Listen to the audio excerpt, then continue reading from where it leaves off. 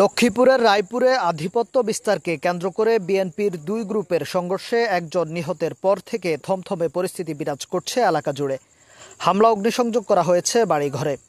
মঙ্গলবার ৮ এপ্রিল দুপুর থেকে উপজেলার উত্তর চরবংশী ইউনিয়নের বাবুরহাট এলাকায় ৩টি বাড়িতে হামলা ও অগ্নিসংযোগ করা হয়। অভিযোগ রয়েছে, রায়পুর উপজেলা কৃষক দলের সদস্য সচিব জি.এম. শামীমের অনুসারীরা উত্তর চরবংশী ইউনিয়নের ৭ নং ওয়ার্ড বিএনপির সাবেক সাধারণ সম্পাদক এবায়দুল্লাহ গাজী ও উত্তর চরবংশী ইউনিয়ন স্বেচ্ছাসেবক দলের সাবেক সাধারণ সম্পাদক রুহুল আমিন খান ও সদস্য আনোয়ার মালের বসতঘর আগুন দিয়ে পুড়িয়ে দেয়। ভুক্তভোগীরা সবাই উপজেলা বিএনপির সদস্য ফারুক কবিরাজের অনুসারী হিসাবে পরিচিত। প্রত্যক্ষদর্শী ও দলীয় সূত্র জানায়, ৫ আগস্ট আওয়ামী লীগ সরকারের পতনের পর উত্তর চরবংশী ইউনিয়নের উপজেলা কৃষক দলের সদস্য সচিব জি.এম. শামীম ও উপজেলা বিএনপির সদস্য ফারুক কবিরাজের লোকজনের মধ্যে দ্বন্দ্ব দেখা দেয়। এর জের ধরে দুই দফায় শামীম ও ফারুকের নেতাকর্মীদের মধ্যে রক্তক্ষয়ী সংঘর্ষ হয়। এতে ওই ইউনিয়ন বিএনপি, যুবদল, ছাত্রদল, কৃষক দল সহ সব অঙ্গ সংগঠনের কার্যক্রম বিলুপ্ত করা হয়।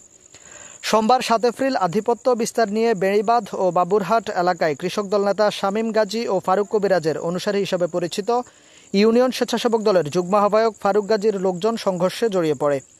এতে একজন নিহত ও অন্তত ১৫ জন আহত হয়।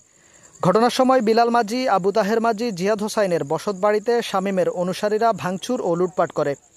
এর জের ধরে মঙ্গলবার দুপুরে ফের হামলা চালিয়ে শামীম গাজীর অনুসারীরা ফারুক কবিরাজের লোকজনের বাড়িঘরে অগ্নিসংযোগ করে। পরে স্থানীয়রা আগুন নিয়ন্ত্রণে আনে, তবে কেউ ক্ষয়ক্ষতির পরিমাণ জানাতে পারেনি।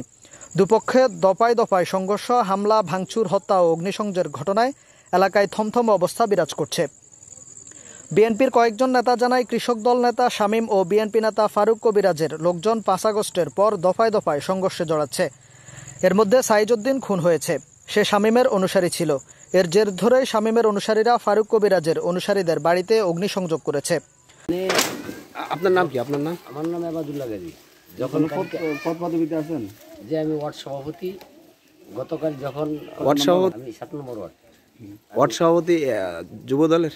না, বিএনপি জাতীয়তাবাদী দল। যে বিএনপি জাতীয়বাদী ওয়ার্ড ৭ নম্বর ওয়ার্ডের ওয়ার্ড সভাপতি। আমি কালকে ওই বাড়িতে আসছিলাম। এই বাড়িটা কি আপনার? যে বাড়ি, এই ঘরটা আপনার? আমার, এই ঘর আমার, ওই ঘর আমার, প্রত্যেকটা ঘরই আমার। যে তখন আমি আমার ছেলেরা বাড়িতে ছিলাম, তখন ওই রায়পুর থেকে আমাকে ওই থানা সাংগঠনিক সালে চেয়ারম্যান আইসে, মিঠু ভাই আইসে, এরপর শফিক ভাই আইসে। আসার পরে আমার ফোন দিয়েছে মতন আমি গেছি। আমি কোনো আমার ছেলে এবং আমরা কোনো মারামারিতে ধরাইনি, কোনো মারামারিতে ছিলামও না। হঠাৎ করে আজকে হেরা বাড়ি কারা করছে এটা? শামীম গাজীর নেতৃত্বে। শামীম গাজী কতজন ছিল তারা? লোকা ছিল প্রায় ১৫০। বাকি ১৫০-এর মধ্যে কতজনকে চিনতে পারছেন? হ্যাঁ, চিনতে পারছি অনেকজনই। একটু নামটা? শামীম গাজীর বাপ ইমান হোসেন গাজী, সায়েম গাজী, শাহাদাত গাজী, তারপরে মামুন গাজী, তারপরে হলো গিয়া মাসুদ গাজী, হানিফা গাজীর ছেলেরা, আরও বিভিন্ন অনেক লোকজন আসছিল ওই ইয়ার থেকে, পুরান বেড়ির এখান থেকে অনেক লোকজন। আমার আত্মীয়, আমাকে বাড়ি দিই, একই বাড়ি। ওরা মোস্তফা গাজীর গ্রুপের রাজনীতি করে, আমি ফারুক কবিরাজের গ্রুপের রাজনীতি করি। এই ব্যবধান এই। আচ্ছা, ঠিক আছে।